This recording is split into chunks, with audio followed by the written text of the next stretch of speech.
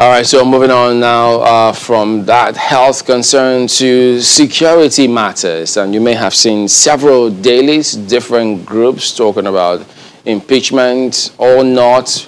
Well, I guess in addition to several other matters, our guest will respond to some of those. Makwe, good morning.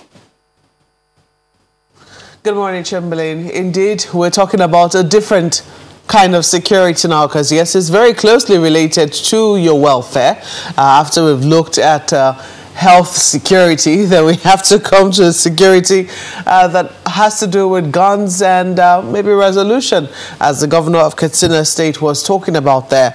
But let's quickly introduce our guest. Dr. Olu Agoloye is the acting national chairman of the SDP, that's the Social Democratic Party. He's a former Minister of Power and also former Minister of State for Defense.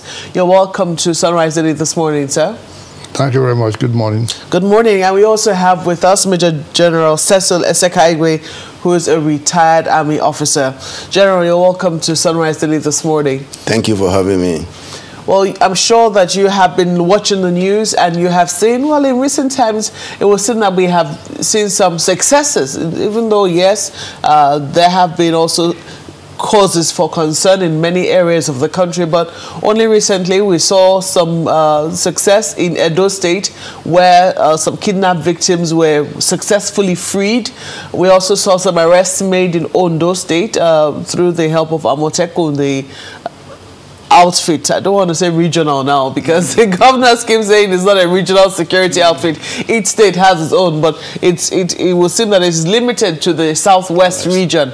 And so we have seen a few areas of progress here, and then we also see the initiative of the Katsina State government, as if to say that, you know, they also perceive that it is some sort of conflict that could be resulting in this sort of crisis that we have seen in the state as well. I don't know what your thoughts are with these solutions that we see states proffer to the current security challenge facing us. Let me start with you, General. Thank you, Makwe.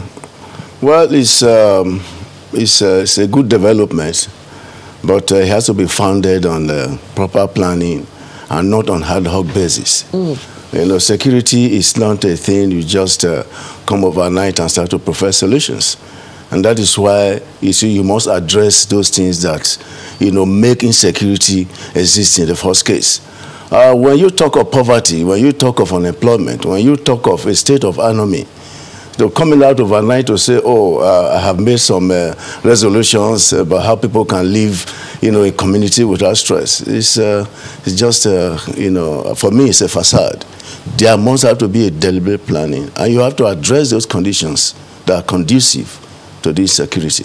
What are your thoughts, though? I mean, have you been able to do an assessment, I mean, from the perspective, from your knowledge as a security, I won't say expert now, because when you get to the level of a general in the Nigerian Army, it was expected that you have gone through a certain level of training and, of course, even examinations to get to that level.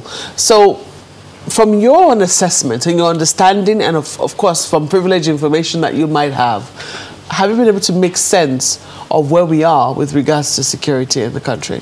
We're in a perilous situation. It's a very precarious thing. As a matter of fact, we are into, you know, a national apocalypse. We are not even sure, you know, whether, you know, we are going to get out of the woods. For me, it is a very frightening dimension. And, you know, I'm happy that we have a new set of service chiefs. I think the solution is a proper reset. There has to be a proper reset of our security calculations. Do we have the manpower? Do we have the equipment? You know, and the fundamental issues, you know, that, you know, make insecurity thrive have to be addressed. But for a very long time, we have been leveraging on hard power. That is the military strategy. But don't know that soft power is also very important. That is winning the battle of heart and mind. And a situation where, you know, the citizenry are now more, you know, disposed to the bandits, it becomes very, very frightening. We must be very, very strategic in winning the battle of heart and mind to make sure that those things that make insecurity thrive are addressed and addressed holistically. It is a deliberate thing. It's not an ad hoc thing. I don't know, Dr. Aguloye, what are your thoughts on the current security situation, going around the country? You decided to run for governor of Ondo State, if I'm correct. I don't know if you're happy with the measures taken so far by the current governor of the state to try and combat insecurity. Well, thank you. What we need to look at, as was said by the general, is to look beyond what we're seeing. The situation in Ondo and the Southwest is peculiar. And then the two governors that I'm familiar with, the Ondo governor and the Oyo governor, have taken what I consider the best moves to tackle this issue. But they have not done enough. But the real question is, are we doing the correct thing? Are we applying a good solution too late? What we can say we know at the moment is what I call, there's a consensus, there's a corroboration on what is happening, and that this is very frightening. Okay, and when you hear a soldier use that word, it's not that I am afraid, okay? It's that this situation is just bad. And it calls for big concerns that you need to go much deeper to find out what really happened. What can we now do? And my own position, which is also the position of my own party, is that government of Nigeria had gone too wrong for too long a time. And really now we have a crisis on our hands, and the crisis is not just that headsmen, terrorists are coming, internal crises that people are raising against each other. These are deeply rooted in the negligence, the neglect, the mismanagement, the corruption, and the absence of addressing a demand side economy, if you want to put it. Okay, the set of roads and water supply that we had when we were 70 million people is still what we have when we are 200 million people. And more children have dropped out, and there's so many reasons for this, and we think that we need to look at those core reasons, and our position is that while you are looking for maybe matter of the moment solution, double the number of men, put soldiers here and there, and so on, you have to look at the fabric, the foundation of where we went wrong and how we got here. I mean, the words that General used, I think he said we're approaching a national apocalypse. Anytime people hear that word, apocalypse, Armageddon, they don't spell, they spell doom, so to speak. And you talked about a mismanagement, I think, if I heard you correctly. And he also made reference, and that's General, made reference to the fact that we have depended too heavily on hard power, and that we haven't leveraged sufficiently on soft power.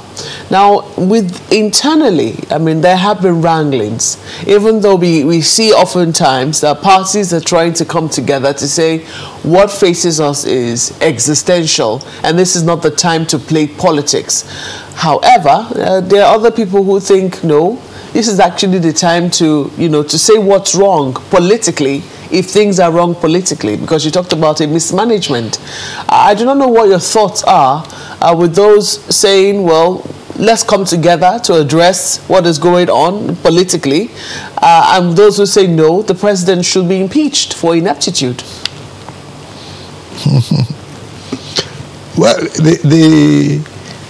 they are probably both right and both wrong.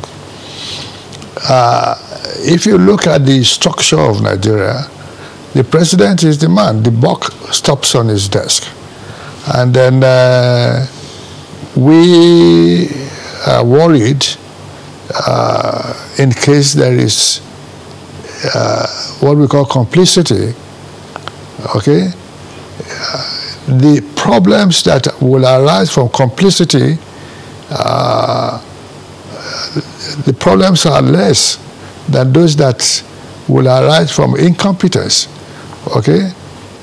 So there are two ways to look at it, that the presidency had found itself overwhelmed because of poor leadership and because of incompetent leadership, okay? But again, this can be corrected. This can be corrected. Incompetent leadership can be corrected? It can be corrected. You could let me make the point because it's comparison.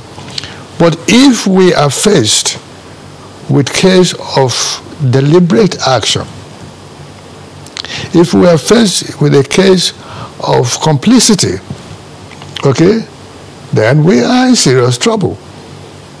So you then find your father, so to say, looks like a stupid man, but it's deliberate. You then say, look, the roof is leaking.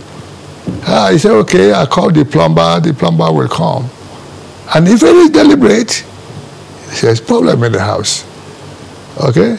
The president says, I appeal to you to stop this. The situation in southeast or southwest is very unfortunate, it's very sad. If you attack all these stations, who will protect us? This shows or sounds like this is not a man supposed to do the work. This is not a man who is the president. The president goes to act. But when the president is appealing and is observing, something is wrong. If it is incompetence, then now we have good hope. But if it is complicity, then we are in very, very serious problem. We have had continuous deniers from the same government. They behave as if nothing is going wrong. Okay? If it is denial based on they do not understand, or they have not thought properly on it, or they are just incompetent, okay, or they are just corrupt, then we can try to look for how to come together and solve it. But if it's based on complicity, then they are leading us to somewhere which we do not quite know, and we are coming to them to say, how do we not get there? And that is even more frightening. By complicity, you mean a thorough awareness of what the situation is, what the problem is, and maybe a willingness to do nothing about it? Not exactly. That could be bordering on incompetence.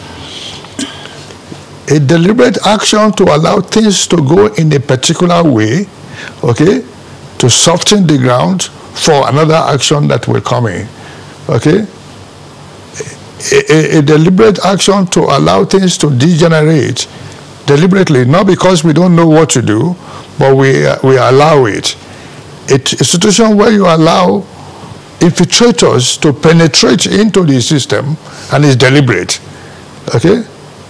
But what we think is that, well, let's leave this issue of being deliberate or so alone, and then now provide solution. Because some people say that feeds into the conspiracy theories that have been making the rounds. The conspiracy theory is not the same thing as I'm talking about, but it's part of it. You go and do conspiracy theory when you are in the dark, or when you have a different motive, or when you are just partisan, okay? But we're talking about what happens within government itself, within the leadership of government itself, within those who are supposed to protect us. Imagine something. This may show you what we mean. By the Constitution of Nigeria, the man that is called president has only two duties by law, okay? not by choice, not that if I like, I'll do it. By law, one, to protect the citizens, to guarantee their security. Second, their welfare. Okay? None of this had been done properly. And we have now found ourselves in a situation that they're kidnapping, all those ones we are seeing, they're just some outcomes and effects, symptoms of the real damage that's been going on. Okay? And we then said to them, look, we don't want to be part of conspiracy theory, so we hope and expect that all this is not complicity, all this is not deliberate, and if they are not, government, you have not done correctly. Okay? So let us look for a method that will not abuse government or provoke government, okay? And we be open for them to see a non-partisan solution. And we then say, look, you have to stop all these approaches and the processes that have been going on and turn to the people, okay? Go for people-centered approach, because we're here for the people, and the people, like somebody said, cannot sleep with their eyes closed, or they don't know what's going to happen to them next, okay? Let us go to matters of social justice that promotes people-centered participation.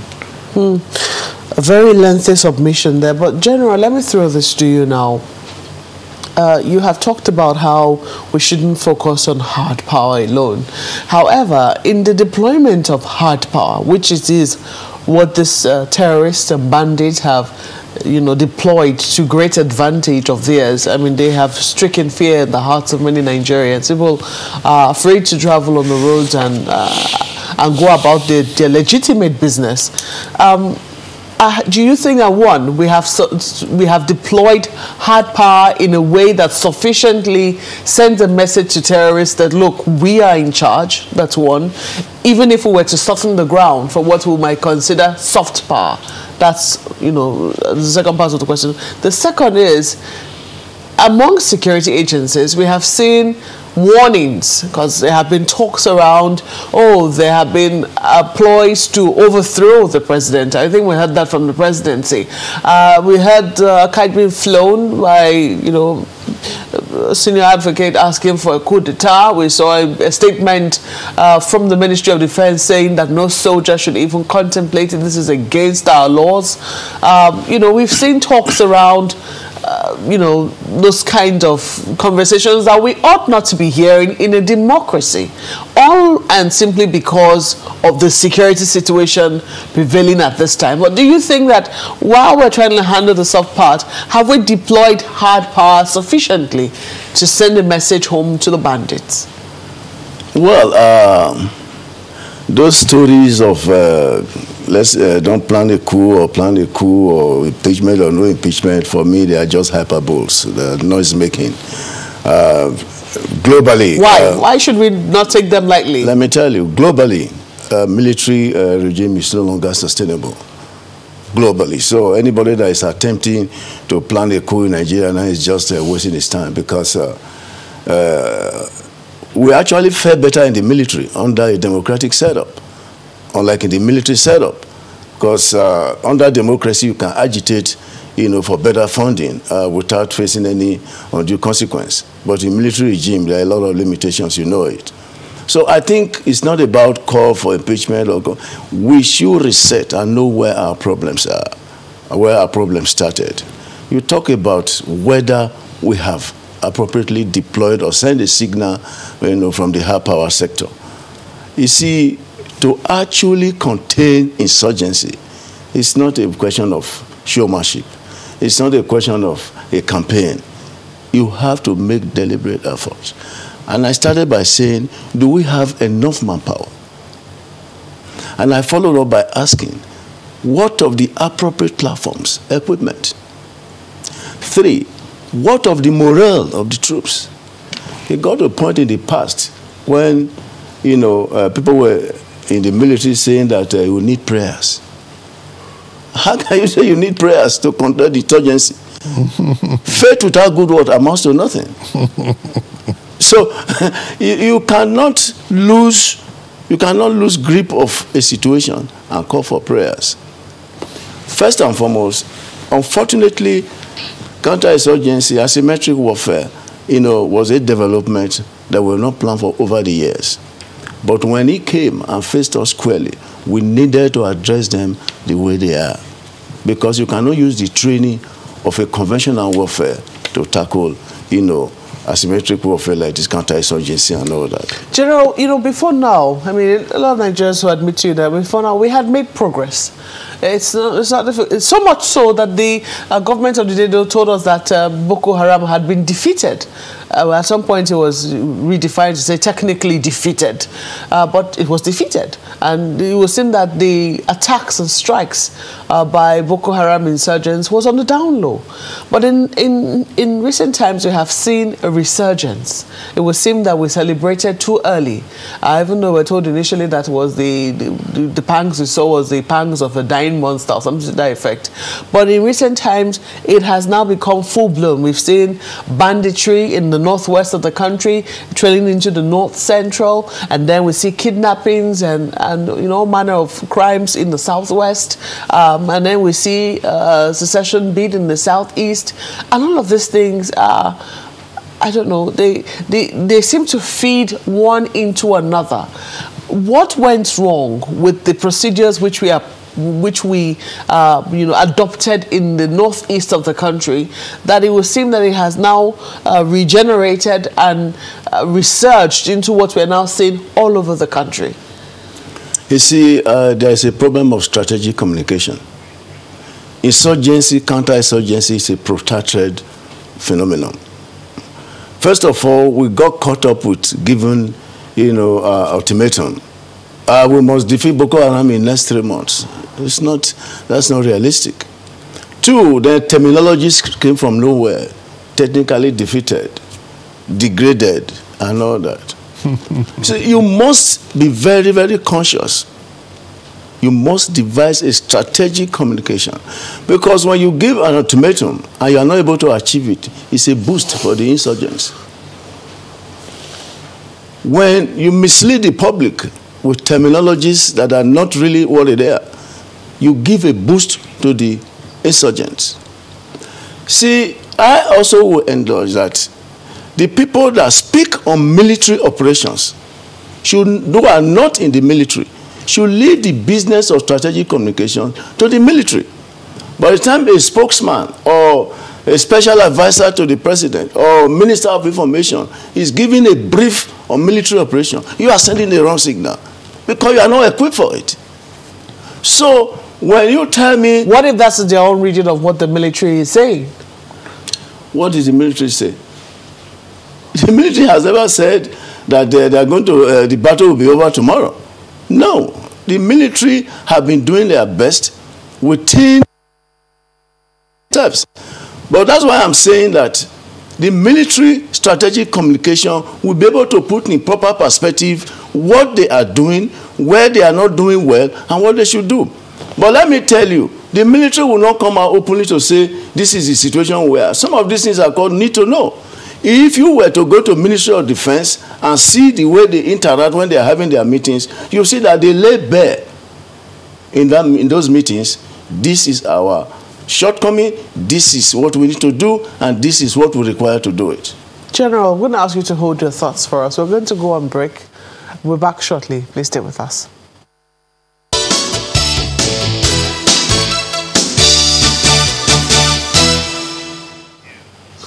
Yes, we still have our guest with us here, Dr. Olu Agunloye, who is the acting national chairman of the SDP, a former Minister of Power and Steel, and also a former Minister of State for Defense. And we also have with us Major General Cecil Eseka-Igwe, who is a retired Army officer. We're going to take the conversation now to Lagos, where my colleagues have questions for the guests. Oh, yes, indeed. Let me ask you, General. I mean, sometimes it appears as though we gloss over certain narratives or reports of division, even within the army. Now, when we hear those kind of reports, what kind of attention should we be paying to that? Well, first and foremost, when we were off the screen, I was just telling Mark about the need for you know, the media, you know, to have first-hand information in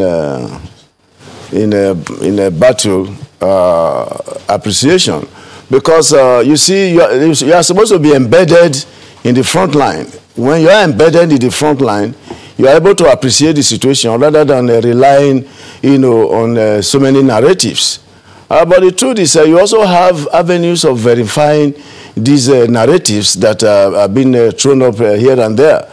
You cannot lie for a long time. The lie may work for 1 or 2 days, but the third day, the truth continues to emerge. But what I should, you know, really advise is that when informations are churned out, there are better ways to verify those informations. But what I would recommend is that the media should be embedded in the front line so that they will have first-class, you know, assessment of situation rather than relying on narratives. Recommendation that you proffered after you left the service, or did it equally occur to you during the service? I'm asking because, I mean, is it something that the authorities have considered at any point in time?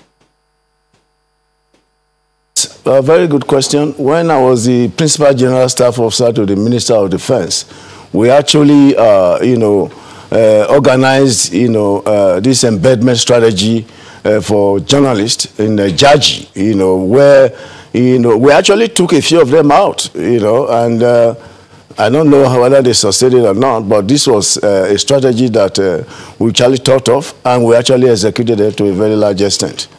Because it appears to have just died a natural death, and because these days so many things classified as top secret, press releases, journalists are not even allowed to ask questions, and yet they want us all to be on the same page with the authorities. So one wonders, do you think that perhaps at the highest level there should be a massive rethinking of how these things happen, and even when that happens, they need to determine the safety of those journalists? Because when you see reports of maybe friendly fire, not once, not twice now, so those are equally huge concerns that need to be addressed if journalists have got to be embedded. Yes, I understand your concern. But don't forget that in war situations, there are a lot of issues that crop up. But this incident you just described is not an everyday phenomenon, but maybe once in a while. Journalists and military men, they have, you know, some, you know, similarities with the nobility of their profession. So if you are embedded in the front line, and if anything happens, it's just that it's bound to happen, but not because you are not protected. When they bring that strategy up and it becomes a policy, there will be appropriate, you know, strategies to also protect journalists. When I mean that you are going to be in the front line, doesn't mean that you are going to be, you know, where you can easily be, you know, a target of the insurgents or the enemies. So there are strategic ways of protecting journalists when they are embedded in frontline operations. Dr. Aglore, I don't know if you share the same opinion on that matter, embedding journalists, and essentially saying embedding civilians in the front line.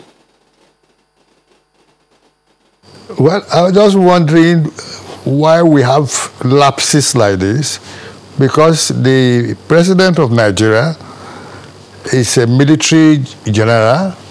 He had been a military governor in the past. He had been a military president in the past. So really he must know all of this. So why are these lapses? There are lapses in every sector, okay? Even here, when he said embedding journalists, it need not be Shemalin that we go to war front. There will be soldiers who are professional, who will then now be covering on the field, and they will be protected. They will be, but they will know what to do, and they will know how to act in the war front. So this is a standard ways of getting this done. So what is very much of concern to me, why are these things not being done? Why are lapses in every sector, everywhere? Okay? Are these lapses deliberate? Why are deniers in every area? That's a little bit disturbing for me. Well, when you say there are lapses everywhere, you also just right now talked about the fact that maybe there is some grand plan somewhere. Isn't that supposed to be the job of the DSS or someone to know that these things are happening? Prevention, detection, and checking of such activities? In normal circumstances, yes. But in complicity, no. Okay? So, but like I said, we will behave on what we can see and hope that there is no complicity. So that way we can look at the areas of lapses and then now provide a non-partisan solution, which in my mind and which in the principles and ideology of our party is asking government, stop this decadent and despotic approach to things, stop all these deniers, and adopt a people-centered social justice set of principles. Well, let me ask General Sekagbe that same question which you just raised. And the thing is that we know the Nigerian army. They've excelled in different parts of the world when they go on missions. And even in this country, we know their capacity. So that's why people ask, there seems to be something missing. I mean, we're led by one who's been at the highest level in the military. So when you look at all of this, people can't just help but ask, it seems as if there's something playing out here that's been deliberate, don't you think? Well, there are missing gaps, but they may not be deliberate.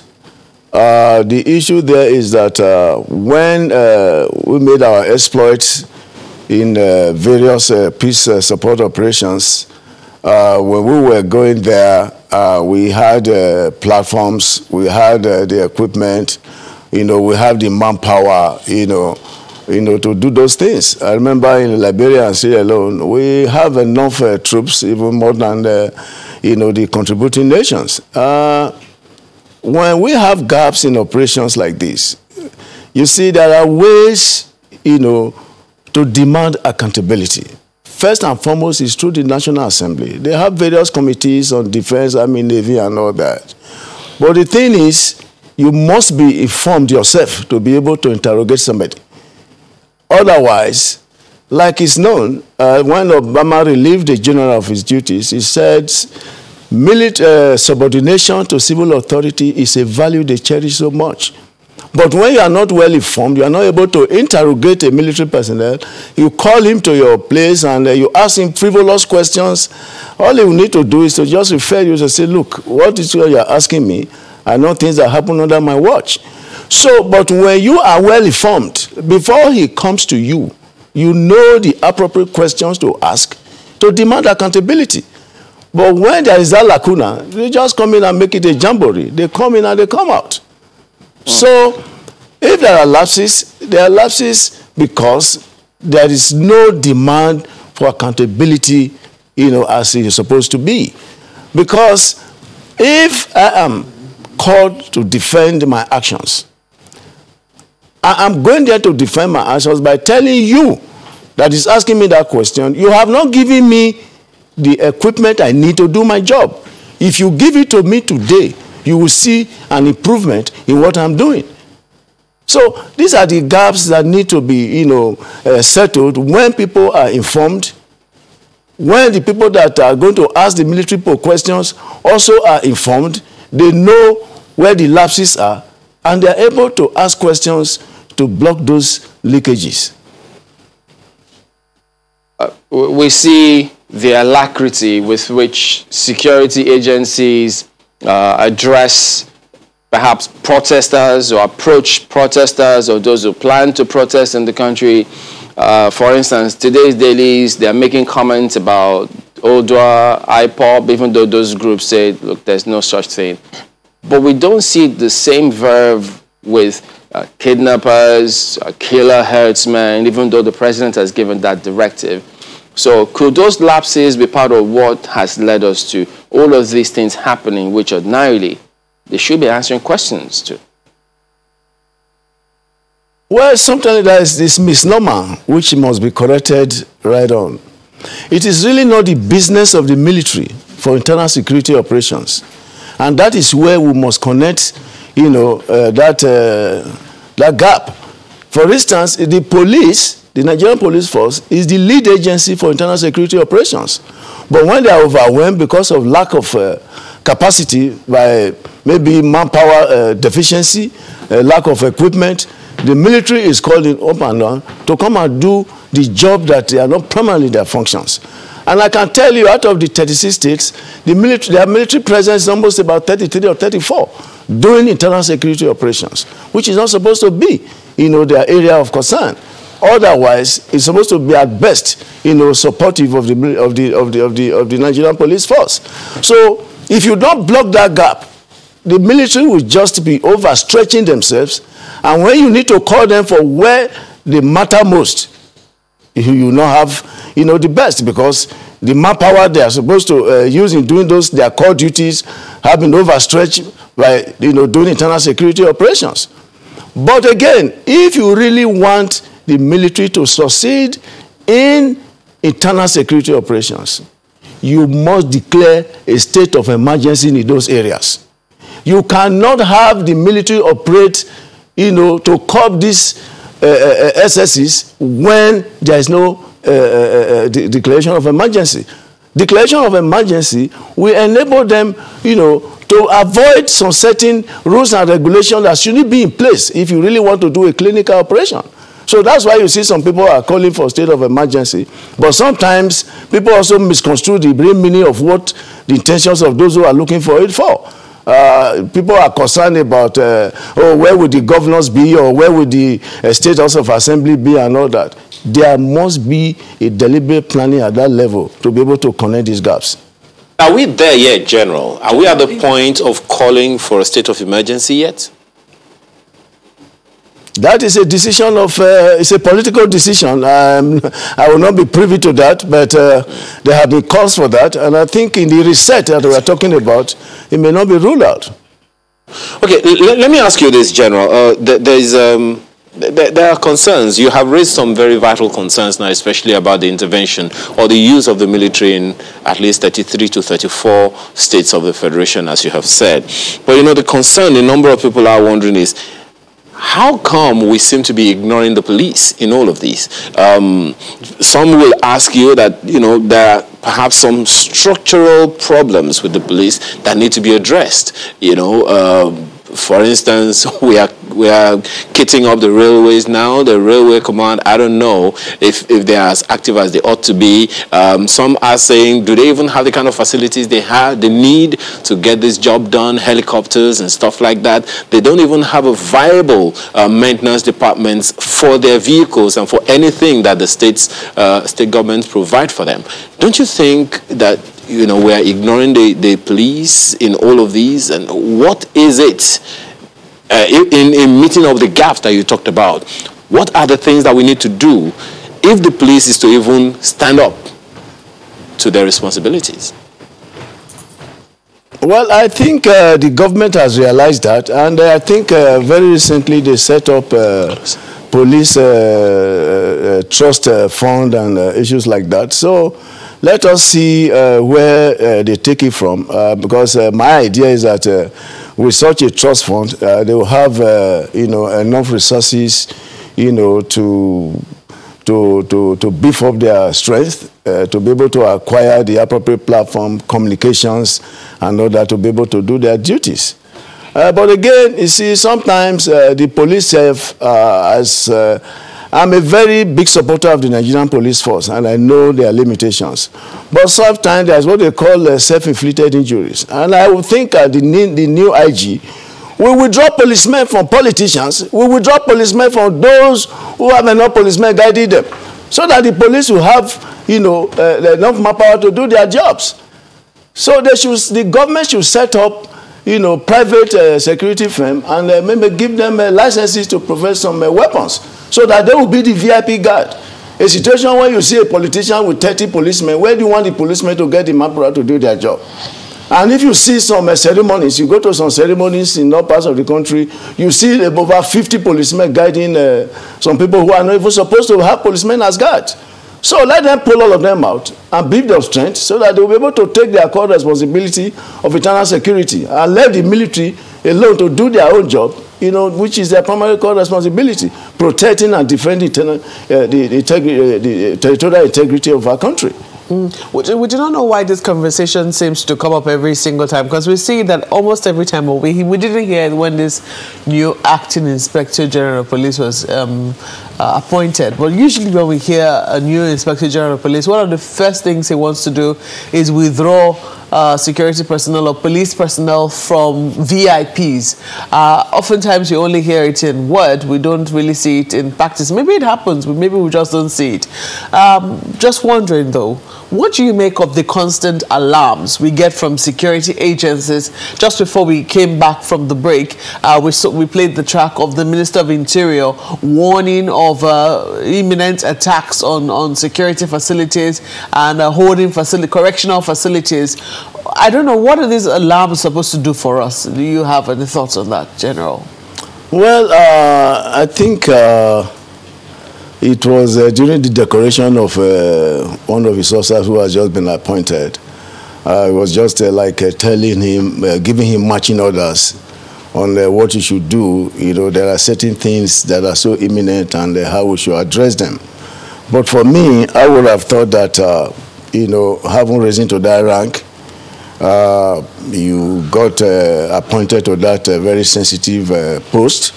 The knowledge you have acquired over the years are clearly spelled out from the experiences you acquired. So coming out openly actually to give that marching order to him is like, for me, it's overblowing the issue. And when you raise that alarm, what do you expect, the citizens to feel? Oh, if we are just telling a new man that appointed that has spent over these years, telling him how to do his job, then that means we are really in a big problem. That means the man is not even really equipped to do the job. But sometimes when you decorate an officer, when you want to give marching orders or, that level, you actually ask, the pressman to go out and it become an in-house thing. So that you will let him know that from my own table, from what I have seen from a vantage point, these are issues that you need to focus on. But it's not a thing of, bullying it up and that will alarm the public. Well, General, some people might disagree with you. Yes, maybe he saw it as an opportunity to let the media know what is going on, because very rarely do we get any interviews or explanations from the Minister of Interior or even any minister that has to do with security these days. But let me ask your take on it, Dr. Agnoye, because we've also seen warnings from the DSS talking about how they're going to arrest fomenters of violence, and yes, they know the sponsors. We see all these types of warnings and sometimes threats, and nothing comes out of it. I don't know, maybe something does come out of it. Maybe you have some privileged information. Not only that we have warnings, we actually have cases where prisons were attacked and people were let out of prison.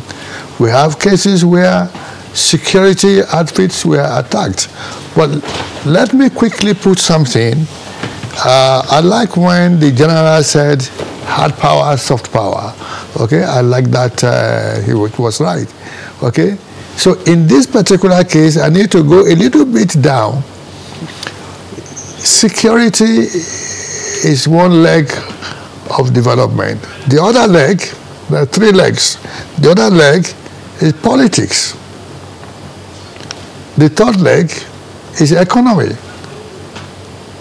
And the one that tends to drive it, to drive this tripod, is the politics. So when the politics fails, it starts to attack the economy. As the economy continues to fail, it brings out repercussions on security. So really, my take is one leg of it is hard power. So let the people go to let them go to implement whatever they need to do for hard power, okay? But the solution comes from the politics. The solution comes from the politics. We need to repair. Let me get your thoughts again. Pardon me there. Yes. When we made reference to the constant warnings by the DSS and the talks of, oh, we think that there are some people who are trying to foment trouble, what do you expect to see shortly afterwards? Do you expect to see arrests? Should these arrests be made public, for instance? Because sometimes we hear that these things are political. For instance, take Imo State, where the governor of the state kept on talking about how politicians were the ones involved and trying to ensure that that he didn't have peace in the state. What and looking at the level of violence which you saw there, what were your thoughts on that? What I'm saying is the level of crisis that we saw or we are seeing is a result of malfunctioning political atmosphere in the system. When the politics goes wrong, every other thing will follow. When the politics goes wrong, there will be repression because there will be no justice. And there will be no justice, there will be no peace, okay? And that's what we are seeing. So you are not ruling out the politics? You're not ruling out politics from this, or politicians from this? Well, they use politics in two ways. When we do something that is wrong, they say it's plain politics. When we do something that is not okay, they say it's politics, okay? But the question is, politics will allow us to make things work well and to correct things. And that is what we need to do.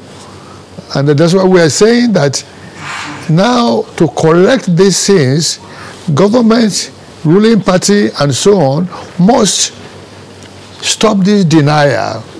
And they must start to admit reality. Okay? And they must understand that the entire basis has to change.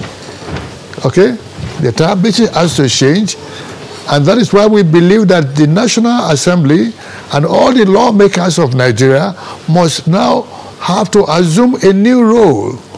People say that they are not well chosen, they are not okay, and so on. But that's what we have at the moment. Do you think that it is possible that this is even politics at all? That what? Do you think that it is possible that it is politics? I mean, when you hear talks of, oh, this is political, I don't know, as a politician, do you think that we could get to the level of violence that we're seeing by the, by the words and actions of politicians? Yes, that is correct, but because things have gone wrong in the system, so everybody has taken law to his own hands, and law and order have broken down. And we see that in Nigeria at different levels. Herdsmen, terrorists from other parts of the country, from other parts of the sub-region coming to Nigeria.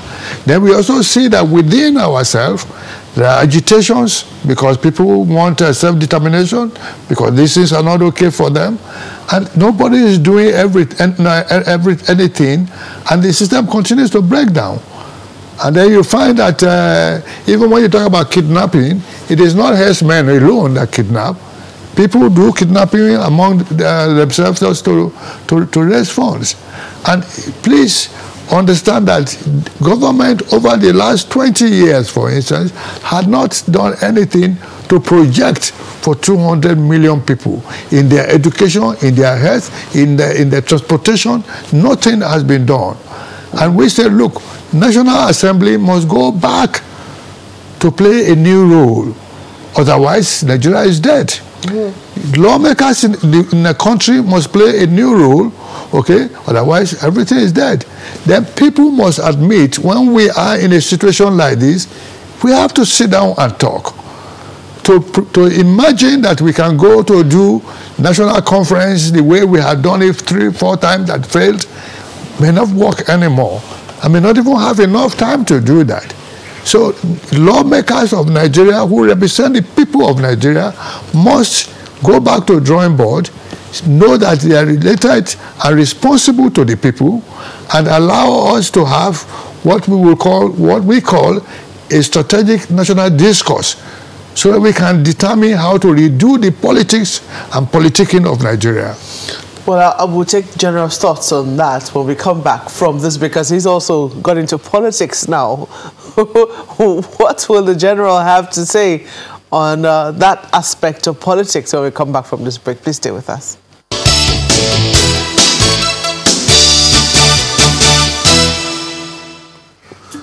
Well, my guests are still here with us, and we're talking about, you know, the threats and warnings that we normally get. I don't know, Dr. Aguilar was saying something about how politicians need to do better. We have to have more room for discussions and what have you. And I know that, General, you have since gone into politics. I don't know what you were hoping to find when you went into politics, but when you hear of the fact that politicians, I don't know if it's a fact now, because these are things that we hear, politicians being behind some level of violence that we have witnessed in recent times.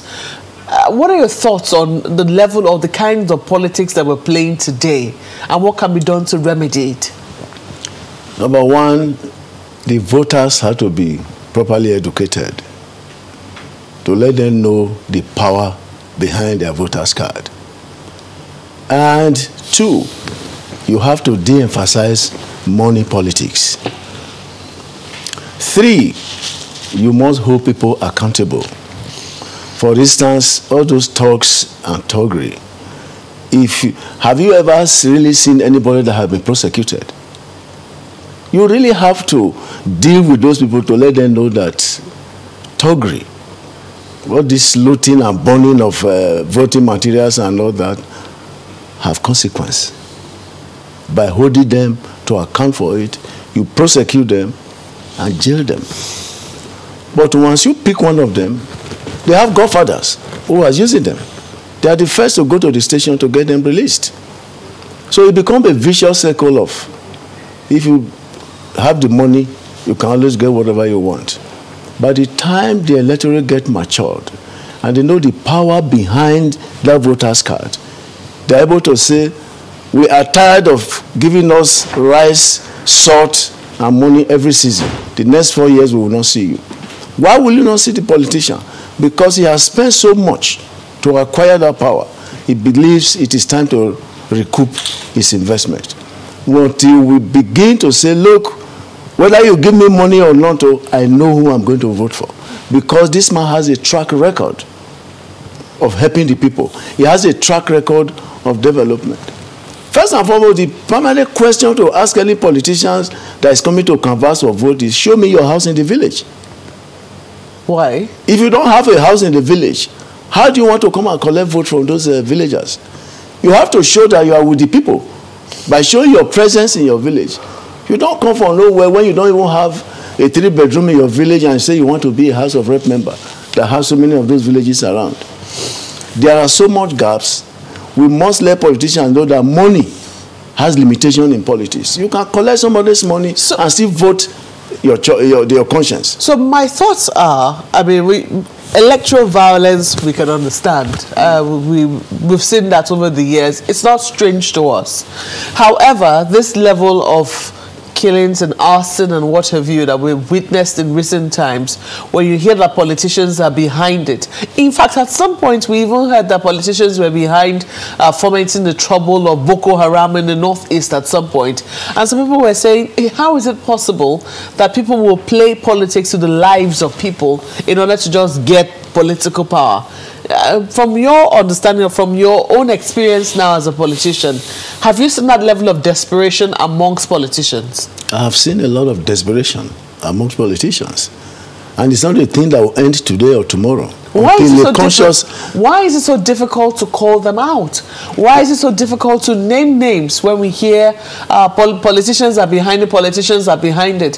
Why is it so difficult if we're sure that these are the kinds of people we have as politicians? Why is it so difficult to name them? I think very instructive. The federal government has just said they are going to shame and name and shame those who are in support of the Boko Haram and their campaign. So that will be the beginning, you know, of some of these things. And if the federal government does it, I mean, everybody will know that yes, the die is cast. So if you do this, they are going to expose you. Why is it taking so long? I mean, we as a people, we have suffered, I don't know, we've suffered for such a long time. We've lost lives. Economy has been destabilized in many areas. People have been displaced. In the Northeast, at least 2 million people have been displaced. Over 50,000 people are thereabout have been killed. I was saying, oh, we will soon name, and we don't have the names as we speak. You see, let's take it as a process and not a program. And I'm very, very sure that very soon they will be named and shamed. Dr. Agoloye, you chuckle. Well, there are two politics, and I will take this opportunity to quickly point this out. Politics has two meanings, at least in Africa. I'm sure maybe in the world. The politics that I was referring to is governance, how people come together to determine how to govern themselves, okay? The act of involving government and governance, okay?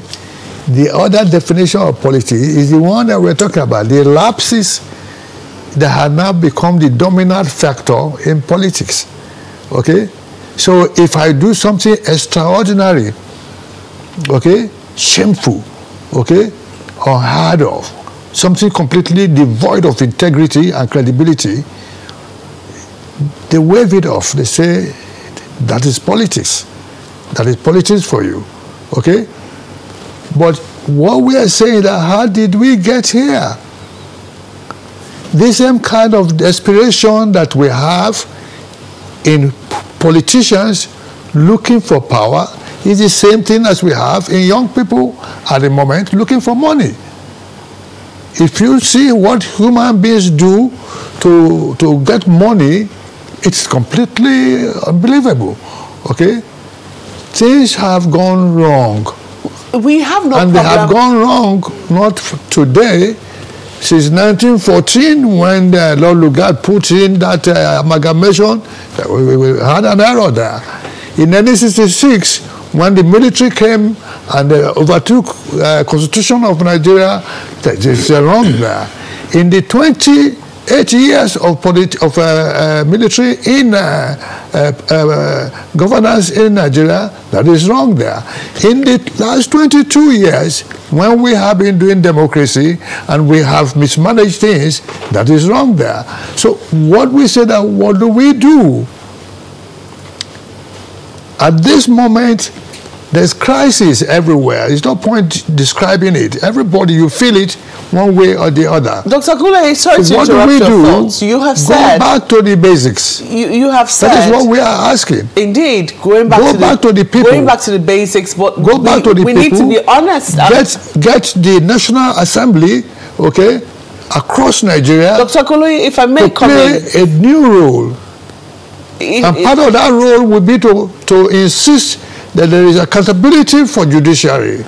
There is accountability for the leadership of Nigeria. If I may come in, I mean, because you have said that, you know, the desperation you're seeing or we're seeing on the part of politicians wanting power by all means, it's the same level of desperation we're seeing on the part of young people who want money by all means. Good. The difference is that we have had no qualms shaming young people. I mean, in recent times, we saw the NSAS protests, for instance, which was demanding accountability on the part of the police for harassing endlessly young people who were seen with laptops. This was all in the process of trying to stop cyber fraud, 419 and all manner of things. On a daily basis, we're regaled with tales of people who ritualist murders or murderers, so to speak, people who have got into all manner of things. We see them on television, but very rarely do we see any politician exposed for doing something that was wrong, something that exposes his or a level of depravity and desperation in trying to get power.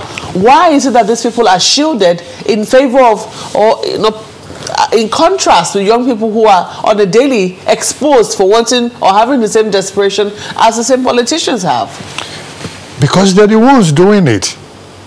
When we talk about exposing, you're waiting for them to name Boko Haram sponsors. I laughed. Because these are people who are talking at the Boko Haram sponsors. This situation is stupid, okay? And it's bordering on complicity. And anywhere people collectively do evil, they must cover their tracks. They cover themselves. No, but and this has been known. Dr. Gule, we have to be more specific here. The reason I say this, we have to be more specific.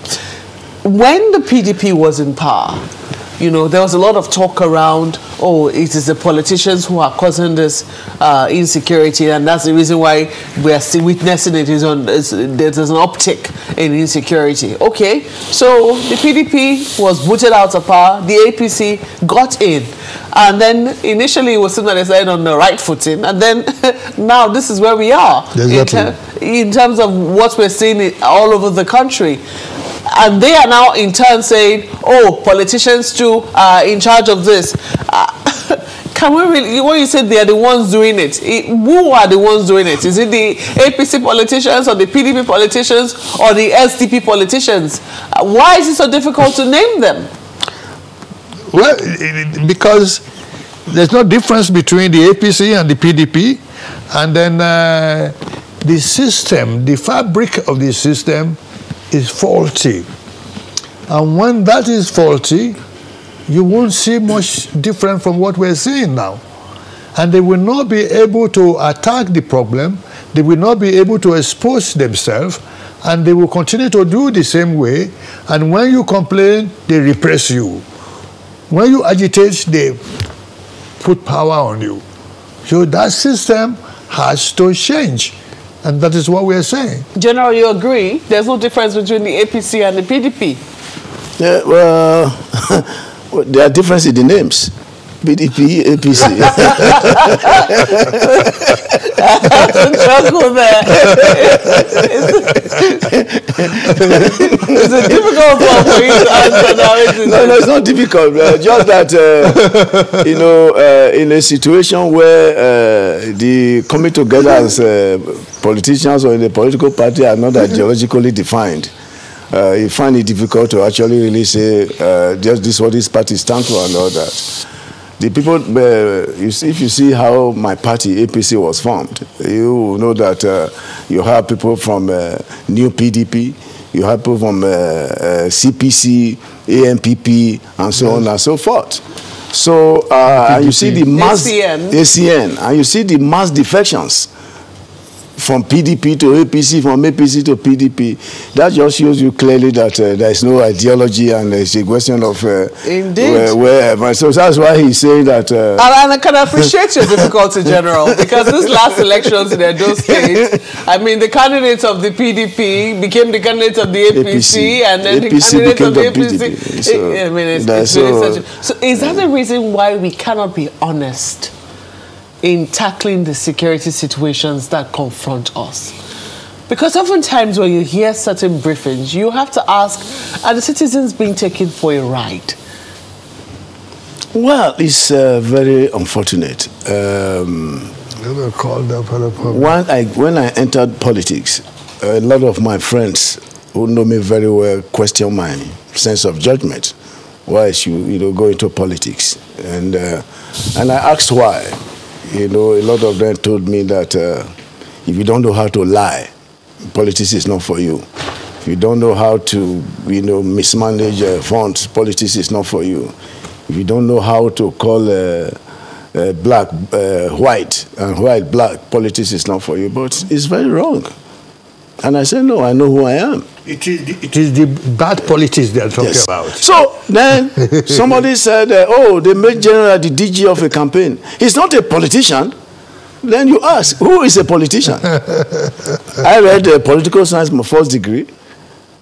And in fact, military actually started politicking. So how did your knowledge of political science, being in the military, so to speak, and then coming back as, you know, as a retired military general, how did it affect how you ran your campaign, say in Edo State? Yeah, if you remember, before the election in Edo State, there was also prediction of chaos. There are going to be mass killings. There are going to be, you know, so much people that will die, you know, and all that. But when I was inaugurated, I told them that this campaign is going to be issue-based. By my background, I don't know how to insult anybody. I will not insult the opposition. I would rather put up the programs of my party and let people decide. So, as a matter of fact, we held so many consultations. In my Edo Central local government area where I come from, the PDP and APC leaders actually had a meeting. We call it a peace parley. Now, look, we will not want to lose anybody in this election. And in so many other places, people saw the reason why, you know, people should not die, you know, carelessly because of election. So, from my point of view, and they knew that, you know, as a retired military officer, I know what violence is, and I know the boundary of violence. So I let people know that don't start what you cannot finish. So at the end of the day, we had, I think that was one of the, you know, very few peaceful elections we have had in recent times. It's what you give us messaging. Messaging is very key. Well, I mean, people also say that perhaps the role of the traditional institution in Edo State cannot be overemphasized, because it was seen that there's a great deal of respect for the traditional institution, and when the Oba waded into the matter, it was seen that all parties and even candidates and, you know, their followers had to respect the agreement that had been reached in the presence of the Oba. How great an influence do you think traditional institutions also wield in political settings? The Oba of Benin, you know, played a very strategic key role in ensuring peace. Even before he did it, you know, publicly, he also did a lot of consultation with them privately on the need not to turn Edo State into a battleground. So, traditional rulers have a great role to play in stabilizing a tense political environment. And again, you also have to find out the respect that traditional ruler enjoys among his community. There are so many communities that do not have respect for their traditional rulers, maybe because of the roles they have played in the past. As a matter of fact, a true traditional ruler should not be partisan. Should not take side in politicking. So you should look at all of them as your children. So if you're able to, you know, project that and people see that in you, of course they will respect you. So moving forward, I mean, Dr. Agunloye has talked about how we need to go back to the basics. And right now, we're still in a very shaky, precarious position. While we go back to the basics, or while we're asking to go back to the basics, people have to feel safe doing it. People have to feel safe in trying to start all over again. What are your thoughts if you were to advise, and I don't know if you know, they're going to be listening right now, but if you've noticed certain gaps, what are the gaps that you think need to be addressed urgently between our security agencies, those in power on the other hand, and the citizenry? Well, first and foremost, let me take the citizenry, which is key to everything. Whether you're in military, whether you're in government, you have to be a citizen of Nigeria to be wherever you are. The citizens' right must be respected. The social contract with the citizens must be respected. Like I said at the beginning, the welfare and security of your citizen is the primary purpose of government. And once the citizens have faith in government, when they have faith in their institutions, they are able to behave like true citizens that they're supposed to be. Then, for the military, my constituency, I will tell them to continue to do their best But the most important thing to do now is to reset. Reset on our doctrine, reset on our training, reset on our capacity building, and reset, on the definition of who our enemies are. Then at the political level, in the military, what we're taught is that the intention of the commander-in-chief becomes the mission of the armed forces. So there must be a total reconciliation of the mission of the political leadership and that of the military. So when we do that, I think we will properly start what we call the reset button. Well, I don't know, Plan B was trending yesterday. So an offshoot of a sermon that was being given by a pastor. I don't know if you, heard about it. Urging Nigerians to have a Plan B, or his congregation to have a Plan B. I don't know if you want to have anything to say to young people who are leaving this country in droves now, looking for greener pastures. You think that that is for solution? Yes. Just quickly, in about 30 seconds. We think that looking for solution had to be done 3 planes. The first one is the short term. Something must happen almost immediately, okay? And then among things that could happen immediately will be to reinforce the hard force, okay?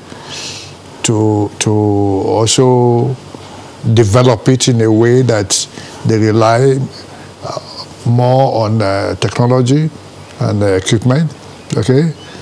And then now, part of the immediate things that must happen is some levels of restructuring. State policing, state police, we are running into anarchy and we must prevent it, okay? Some of these short-term solutions can be done with executive order, can be done by the lawmakers making appropriate laws, okay? And because we do not have time for a big meeting at the moment, so powers must also devolve, okay? There will be devolution of power, and there must be, to go along with it, to get people engaged, to get younger people engaged, there must be a quick reform of the local government. Dr. Agunoye, I'm afraid I'll have to say we have to leave it there because we're totally out of time. Gentlemen, I have to thank you for coming on Sunrise Daily this morning and sharing your thoughts as candidly as you could. Thank you. Dr. Olu Agunoye is the acting national chairman of the SDP, that's the Social Democratic Party, a former Minister of Power and Steel, and also a former Minister of State for Defense. And we've also been speaking with Major General Cecil Esekaigwe, who is a retired Army officer, but now in politics. That's how we leave it for this segment. Thank you so much for staying with us. Don't go away yet, because I'm sure that we'll still have your comments. Please stay tuned.